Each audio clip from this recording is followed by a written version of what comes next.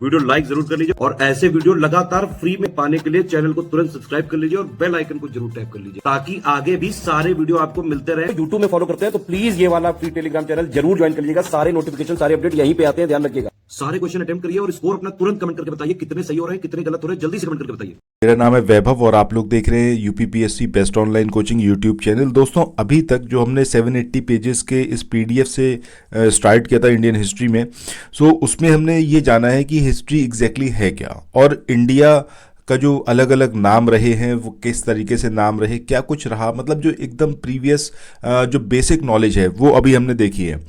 और अब जो हमने स्टार्ट किया था लास्ट वीडियो से, उसमें हमने बात करना स्टार्ट किया था जो आपका एंशियंट इंडियन हिस्ट्री में जो पाषाण युग का टाइम था उसके बारे में, जिसके जो एविडेंसेस हैं वो एविडेंसेस किस चीज़ पर बेस्ड हैं, जो स्टोन मिले उन स्टोन से अलग अलग जो कालखंड था उसमें उसको डिवाइड करा गया। तो अब जो आज हम पढ़ने वाले हैं इसमें हम देखेंगे कि अलग अलग कालखंड में जो पत्थर मिले उन पत्थरों को बनाने की विधि क्या थी, उन पत्थरों को बनाने में किस चीज़ का इस्तेमाल होता था और उनका यूज़ क्या था, और किस तरीके से मानव जो था स्टार्टिंग में बिल्कुल ही डिपेंडेंट था पत्थरों पे, क्योंकि चाहे वो शिकार करना हो चाहे वो रहने के लिए उसकी जगह बनानी हो अपने लिए, तो वो सारी चीज़ें डिपेंडेंट किस पे थी, पत्थर पे। ठीक है, चलो शुरू करते हैं आज के अपने सेशन को। आगे बढ़ने से पहले इतना ज़रूर कहूँगा कि चैनल को सब्सक्राइब कर लेना और नोटिफिकेशन बेल के आइकन को ज़रूर प्रेस करना ताकि अपकमिंग वीडियोज़ के नोटिफिकेशन आपको मिल पाएँ। अब यहाँ पर सबसे पहले हम बात करते हैं हस्त परशु की। इसको कुठार भी बोला जाता है। ये जो इस प्रकार के जो पाषाण युग के उपकरण थे इनका निर्माण जो होता था उसमें कौन कौन सी विधि का इस्तेमाल किया जाता था इसको ज़रूर याद रखना है। एक है आपकी फ्लेक विधि, इसके अलावा है आपका चॉपर चैपिंग विधि और बोरर विधि। इन तीन विधियों का इस्तेमाल करके इस तरीके के उपकरण बनाए जाते थे जिनको हस्त परशु या फिर कुठार मतलब हाथ से चलाने वाले। ठीक है, इसके अलावा अगर हम हैंड एक्स की बात करें जो कुल्हाड़ी समझ लीजिए, ठीक है, तो उस प्रकार के जो औजार थे ये सबसे पहले कहाँ पर मिले, मद्रास में और अतिरम पक्कम में। और इसमें जो है क्लीवर हो गया, स्क्रेपर हो गया, इस तरीके के उपकरण शामिल थे। एग्जैक्टली एग्जामिनेशन में जो आपसे पूछा जाएगा वो आपसे ये पूछा जा सकता है कि इनका प्लेसेस क्या था, कहाँ पर ये मिले थे और मतलब जो अलग अलग कालखंड थे उसमें क्या क्या मिला था, वो अभी आगे हम देखेंगे। बाकी हम कालक्रम की अकॉर्डिंग बात करें तो सबसे पहले जो आता है आपका वो आता है पूर्व पाषाण काल, इसके बाद नव पाषाण काल, इसके बाद कांस्य युग और उसके बाद आता है आपका लौह युग। ये सीक्वेंस एग्जैक्टली आपको याद रखना है क्योंकि एग्जामिनेशन में पूछा गया है कि इसमें से कौन सा सीक्वेंस सही है। तो सबसे पहले पूर्व पाषाण काल, उसके बाद नव पाषाण काल, उसके बाद कांस्य युग, उसके बाद लौह युग। अच्छा, डेनमार्क में जो कोपनहेगन संग्रहालय है उसकी सामग्री के आधार पर जो पाषाण है या फिर कांस्य युग है या फिर लौह युग है तो इसका त्रियुगीय विभाजन ये कौन से ईयर में किया गया और किसने किया, ये दोनों पॉइंट याद रखने हैं। तो 1820 में किया गया था। एक आर्कियोलॉजिस्ट थे जिनका नाम था क्रिश्चियन जार्गेसन थॉमसन। ठीक है, सो ये नाम जरूर याद रखना है। इसके बाद नेक्स्ट पॉइंट की बात करें कि भारतीय पुरातत्ववेत्ता जिनका नाम क्या है, वी.एस. वाकांकर। अब इन्होंने पहली बार भीमबेटका की जो गुफा है उसको देखा और उसके जो शैल चित्र हैं मतलब जो उसके अंदर पत्थरों पर चित्र बना रखे हैं उन चित्रों के आधार पर उन्होंने काफी कुछ जानकारी प्रदान की प्रागैतिहासिक काल की। ठीक है, तो ये सारे पॉइंट याद रखने। बाकी अगर हम बात करें इतिहास की तो ये जो आप डिवीजन देख रहे हो इसको जरूर याद रखना। ये भी पूछा गया है कैसे, जब हम प्राग इतिहास की बात करते हैं तो हम बात कर रहे हैं पाषाण युग की, यानी कि एक ऐसे युग की जिसमें मानव पूरी तरीके से डिपेंडेंट था पत्थरों के ऊपर। उसके कोई भी हमें लेख नहीं प्राप्त होते। हमें ये जैसे भीमबेटका की गुफा है तो वहां पर जो हमें शैल चित्र मिले, पत्थरों पर जो चित्र बना रखे हैं जैसे उस टाइम पर अगर आदमी बैठा हुआ है। तो आगे चले नेक्स्ट क्वेश्चन को देखें। इससे पहले कुछ एक इन्फॉर्मेशन है आप लोगों के लिए जो बहुत इंपॉर्टेंट है। अगर आप लोग उत्तर प्रदेश पीसीएस की तैयारी कर रहे हैं, आप आरओ की तैयारी करना चाहते हैं, बीईओ की तैयारी करना चाहते हैं, इन तीनों एग्जाम की अगर आप तैयारी करने चाहते हैं तो स्टडी फॉर सिविल सर्विसेज के कोर्सेज को आप ज्वाइन कर सकते हैं कंप्लीट तैयारी के लिए। ये वन स्टॉप डेस्टिनेशन है, यहाँ पर आपको सब कुछ मिलेगा जिसमें स्टडी मटेरियल रहेगा, टेस्ट सीरीज रहेंगी, पेड क्विज रहेंगी, सब कुछ आपको एक ही जगह पर मिलेगा। और ये सब कुछ सफिशिएंट होगा आपके एग्जाम को क्रैक करने के लिए, एग्जाम को निकालने के लिए। लेटेस्ट ग्रुप स्टार्ट हो चुके हैं और उन ग्रुप में आपको एडमिशन लेने के लिए सिंपली जो ये नंबर मैं आपकी स्क्रीन पर लिख रहा हूँ, इन नंबर्स पर आप कॉल कर सकते हैं। 8564880530 इस नंबर पर आप संपर्क कर सकते हैं। इसके अलावा 9696066089 इस नंबर पर कांटेक्ट कर सकते हैं, या फिर आप 7523864455 इन तीनों में से किसी भी नंबर पर कॉल करके आप हमसे संपर्क कर सकते हैं और ये लेटेस्ट ग्रुप जो है इसमें आप एडमिशन ले सकते हैं। ठीक है, किसी गुफा के अंदर, तो वो गुफा के अंदर बैठे बैठे क्या करेगा, वहीं पे कुछ अगर पत्थर मिलता है या कुछ ऐसा मतलब कोई भी ऐसा प्राकृतिक मटेरियल मिलता है जिससे वो लकीरें खींच सकता हो या फिर कुछ चित्र बना सकता हो, तो बैठे बैठे वो अपने मनोरंजन के लिए उसने वो काम किया।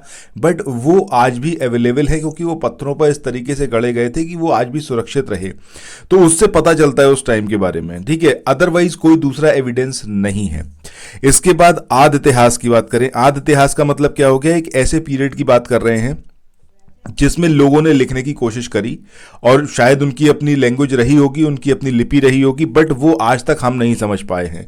जिसमें आपका सैंधव सभ्यता यानी कि सिंधु घाटी सभ्यता की बात करें या फिर वैदिक सभ्यता की बात करें, तो इसमें बहुत सारे ऐसे लिपि देखने को मिली है। कई अगर आपने पढ़ा भी होगा तो मोहनजोदड़ो में कई सारे ऐसे प्लेसेस मिले हैं जहाँ पर अलग अलग आकृतियाँ बनी हुई मिली हैं, तो उससे सिर्फ हम एक अंदाज़ा लगा पाए हैं आज तक, मतलब उसको डिकोड नहीं कर पाए हैं। ठीक है, जबकि उस टाइम पर लिपि मौजूद थी, वो लोग अपना जो कम्युनिकेशन था उसके थ्रू करते थे, बट वो अवेलेबल होने के बाद भी उसको पढ़ नहीं पाए। तो इस तरीके का जो पूरा इतिहास रहा है वो किस में आता है, आपका आदि इतिहास में।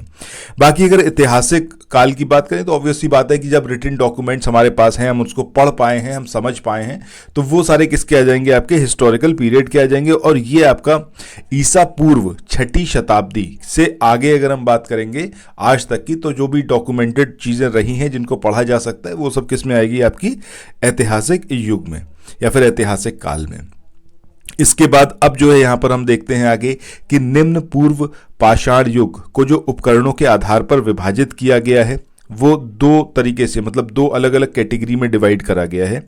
एक है आपका चॉपर चैपिंग या फिर पेबल संस्कृति, और दूसरा है आपका एशुलियन संस्कृति या फिर हैंड एक्स और क्लीवर। अब इसमें एक एक करके सारी चीजें यहां पर देखते हैं। जब हम बात कर रहे हैं चॉपर चैपिंग ये इस पूरी संस्कृति की या फिर पेबल संस्कृति की, तो ये कहाँ पर पूरी डेवलप हुई, इसके साक्ष्य कहाँ पर मिलते हैं, तो याद रखना है सोहन नदी घाटी जो है वहाँ पर मिलते हैं, और इसीलिए इसको सोहन संस्कृति भी कहा जाता है। वहीं अगर एशुलियन संस्कृति की बात करें तो ये हैंड एक्स संस्कृति के नाम से जानी जाती है। तो ये दो पॉइंट आपको एग्जैक्टली याद रखने हैं कि अगर हम एशुलियन संस्कृति की बात कर रहे हैं, दैट मीन्स हम बात कर रहे हैं हैंड एक्स संस्कृति की, मतलब उस टाइम पर जो क्लीवर और ये सब जो हमने पहले देखा था उस तरीके के जो उपकरण मिले जो हैंड एक्स की कैटेगरी में आते हैं, सो वो पूरी संस्कृति एशुलियन संस्कृति के नाम से जानी जाती है।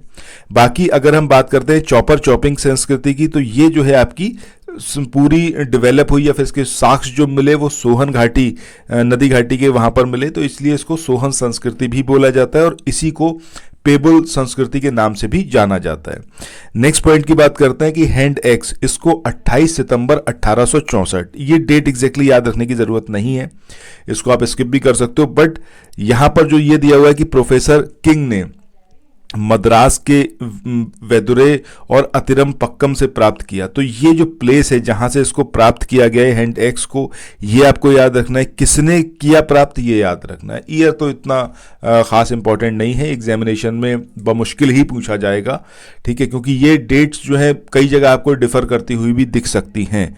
सो मैं आपको यहाँ पर डेट्स याद करने को नहीं बोलूंगा, बट मैं ये जरूर बोलूंगा कि जब हम हैंड एक्स की बात करते हैं कि इसको कहाँ से प्राप्त किया गया, तो मद्रास के वेदुरे और अतिरम पक्कम से प्राप्त किया गया। किसने किया, प्रोफेसर किंग ने। चूंकि हैंड एक्स सबसे पहले मद्रास से प्राप्त हुई है, इसलिए जो है इसे मद्रासी संस्कृति के नाम से भी जाना जाता है। और इस संस्कृति में क्लीवर हो गया, इसके अलावा स्क्रैपर हो गया और क्रोड हो गया, ये मिलते हैं। तो ये तीनों आपको एज इट इज याद रखना है कि जब हम हैंड एक्स की बात कर रहे हैं तो उस कैटेगरी में क्लीवर, स्क्रैपर और क्रोड, ये तीनों चीजें शामिल रहेंगी। इसके बाद नेक्स्ट पॉइंट की बात करते हैं कि भारत में जब हम प्रागैतिहास की बात करते हैं तो उसके जो जनक थे ये कौन थे? आपके जियोलॉजिस्ट रॉबर्ट ब्रूस फूट। ये क्वेश्चन जो है एग्जामिनेशन में पूछा गया है कि एग्जैक्टली इनका प्रोफेशन क्या था रॉबर्ट ब्रूस फ्रूट का। तो आपको याद रखना है he was a archaeologist as well as geologist, दोनों ही थे। नेक्स्ट पॉइंट की बात करें तो ये रॉबर्ट ब्रूस फूट के ऊपर ही है। इन्होंने मई 1863 में, ये डेट भी मैं आपको सजेस्ट नहीं करूंगा कि आप याद रखें, बट ये प्लेस जरूर याद रखें कि मद्रास के जो पलवरम है वहां से पाषाण युग के पहले उपकरण इन्होंने प्राप्त किए जो कि कार्टजाइट या फिर स्फटिक पत्थर जो होता है उससे बने हुए थे। सो जो इन्होंने प्राप्त किया, कहां से प्राप्त किया और वो जो उपकरण थे वो किस मटेरियल के बने थे, ये जरूर आपको याद रखना है, ठीक है। तो मद्रास के पलवरम से इन्होंने पाषाण युग के पहले उपकरण को प्राप्त किया जो कि कार्टजाइट या फिर स्फटिक पत्थर के बने हुए थे। इसके बाद नेक्स्ट पॉइंट की बात करें डी टेरा की। डी टेरा के नेतृत्व में जो एल्केम्ब्रिज टीम के एक अभियान ने 1935, ये 1935 का ईयर आप चाहें तो याद रख सकते हैं, यहां पर सोहन घाटी में महत्वपूर्ण इन्होंने शोध किए। और जो बेलन घाटी है उसमें शोध जो है वो इलाहाबाद विश्वविद्यालय के GR शर्मा इनके निर्देशन में किया गया। और लगभग 44 जो पुरातात्विक स्थल हैं, आर्कियोलॉजिकल साइट्स हैं, वहां पर उन्होंने निम्न पुरापाषाण काल के रिलेटेड काफ़ी कुछ एविडेंसेस हैं जिनको प्राप्त किया, ठीक है। सो ये जो पूरी मतलब अगर हम बेलन घाटी की बात करें तो बेलन घाटी में 44 पुरातात्विक स्थल पाए गए और जो कि किससे रिलेटेड थे? आपके निम्न पुरापाषाण काल के। ये पॉइंट याद रखना है। नेक्स्ट पॉइंट की बात करते हैं, ये है आपका बेलन घाटी से रिलेटेड कि बेलन घाटी ये अगर हम बात करें तो एग्जैक्टली क्या है? टोंस नदी की सहायक नदी है और उत्तर प्रदेश के सोनभद्र, मतलब ये एग्जैक्टली लोकेशन की बात हो रही है कि बेलन घाटी एग्जैक्टली है कहाँ पर। तो सोनभद्र जिले से निकलकर मिर्जापुर जिले से होते हुए इलाहाबाद में टोंस नदी में जाकर ये मिल जाती है, बेलन नदी, ठीक है। तो ये पॉइंट यहाँ पर याद रखिएगा। इसके अलावा ये जो नदी क्षेत्र रहा ये पुरातात्विक खोज के लिए महत्वपूर्ण है, काफ़ी प्रसिद्ध रहा है और इसमें भारतीय प्रागैतिहास का जो पूरा टेक्स्ट बुक है उसको ये भी कहा जाता है, ठीक है। मतलब ये तो कुछ खास इंपॉर्टेंट नहीं है। बहरहाल ये याद रखना है कि बेलन घाटी नदी घाटी जो है ये एग्जैक्टली कहाँ पर है और ये जो बेलन नदी है किसकी सहायक नदी है? टोंस की है और इलाहाबाद के सोनभद्र से निकलती है, मिर्ज़ापुर से होते हुए उसके बाद फाइनली इलाहाबाद जिले में जाकर ये टोंस नदी में मिल जाती है। नेक्स्ट पॉइंट की बात करें कि उपकरणों के अतिरिक्त अगर हम बेलन घाटी की बात करें तो यहाँ पर लोहंदा, ये जरूर याद रखना है, ये जो नाला क्षेत्र है लोहंदा नाला क्षेत्र, इससे इस काल में अस्थि निर्मित यानी कि हड्डियों से निर्मित मातृ देवी की एक प्रतिमा मिली। ये काफ़ी इंपॉर्टेंट पॉइंट है, इसको याद रखना है कि कहाँ पर मिली? जो लोहंदा नाला क्षेत्र है, ठीक है, वहाँ पर बेलन नदी के वहाँ पर। और जो संप्रीति कौशाम्बी संग्रहालय में इसको सुरक्षित रखा गया है। नेक्स्ट पॉइंट की अगर इसमें हम बात करें तो ये कई सारे ऐसे उपकरण भी यहाँ पर मिले जो कि कार्टजाइट या फिर स्फटिक पत्थर के बने हुए हैं। नेक्स्ट पॉइंट की बात करें मध्य पुरापाषाण काल की, तो यहाँ पर पट्टिकाओं की प्रचुरता के कारण जो है इसको फलक संस्कृति भी कहा जाता है। इसके बाद नेक्स्ट और आज के इस वाले सेशन के आखिरी पॉइंट की बात करते हैं कि सिंघावल जो कि मध्य प्रदेश की एक जगह है, वहाँ पर निम्न पूर्व पाषाण संस्कृति का एक ये पुरा स्थल है और यहाँ से संघवों जो गुफा मध्य पुरापाषाण काल से रिलेटेड यहाँ पर है, ठीक है, सांगवों की गुफा। सो इस तरीके से काफ़ी सारे पॉइंट्स हैं जो अभी तक हमने देखे। ये आपके जो पुरापाषाण काल है, पूर्व पाषाण काल है, एग्जैक्टली पाषाण काल की ही हमने पूरी बात करी है, उससे रिलेटेड है। जहाँ जहाँ इंपॉर्टेंट पॉइंट्स थे मैंने आपको बताया कि इनको कहीं चाहो तो आप अपने माइक्रो नोट्स की फॉर्म में इसको बना के रख लो। अदरवाइज अगर आप इस 780 पेजेस के PDF को परचेस करना चाहते हो तो इसके लिए आपको simply study for civil services के जो कॉन्टैक्ट नंबर हैं जो कि एग्जाम उसमें आपको डिस्क्रिप्शन बॉक्स में देखने को मिल जाएंगे, उन नंबर्स पर कॉल करिए और आप डिमांड कर सकते हैं। अदरवाइज जैसे अगर आप समीक्षा अधिकारी की तैयारी कर रहे हो या फिर उत्तर प्रदेश पीसीएस की 2024 की, तो मैं आपको सजेस्ट करूंगा कि आप आज और अभी ही स्टडी फॉर सिविल सर्विसेज के जो इनिशिएटिव हैं, जो कोर्सेज हैं, उसमें आप एनरोल करवा लो। उसका रीज़न ये है कि आपको हर एक चीज़ प्रोवाइड की जाएगी, कहीं आपको कुछ भी सर्च नहीं करना है, कुछ भी देखना नहीं है, सारा मटेरियल आपके पास होगा, मल्टीपल टाइम्स आपको जस्ट उसको पढ़ते रहना है।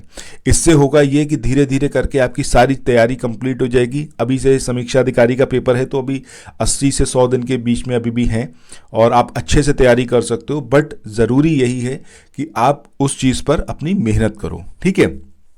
सो इसी के साथ आज के इस वाले सेशन को यहाँ पर एंड करते हैं और फिर मिलते हैं नेक्स्ट वीडियो में। Till then, thank you so much, have a nice day, bye bye.